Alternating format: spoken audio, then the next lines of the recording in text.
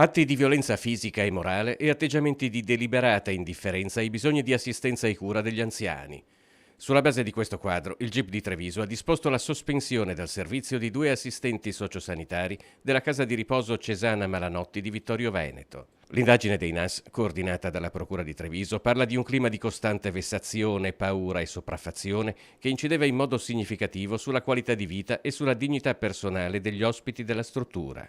Ai 2 OS, un 58enne di Ponte delle Alpi e una 65enne di Vittorio Veneto, viene contestato l'articolo 572 del Codice Penale, maltrattamenti aggravati contro persone anziane con disabilità. Il presidente del Malanotti, Giuseppe Maso, era a conoscenza da tempo delle indagini. I 2 dipendenti sospesi dal Tribunale non erano già in servizio da un mese.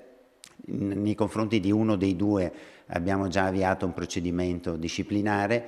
L'Istituto non è parte del processo, valuteremo quando riusciremo ad avere accesso agli atti se costituirci parte civile, sicuramente chiederemo i danni di immagine e ovviamente seguiremo nel dettaglio la vicenda. Nel corso della stessa inchiesta sono anche stati indagati altri 8 operatori sociosanitari del Malanotti. Avrebbero tenuto comportamenti omissivi nei confronti dell'atteggiamento dei colleghi. Perché non erano più in servizio questi 2 OS? Formalmente la comunicazione della sospensione è arrivata nei giorni scorsi, però loro hanno valutato, d'accordo con la direzione, di prendersi un momento di pausa e di riflessione in attesa degli sviluppi e ovviamente appena scadranno i giorni di ferie e le malattie verranno emessi i provvedimenti formali di sospensione. Quindi erano già coscienti del fatto che ci fosse un'indagine nei loro confronti? Sì, assolutamente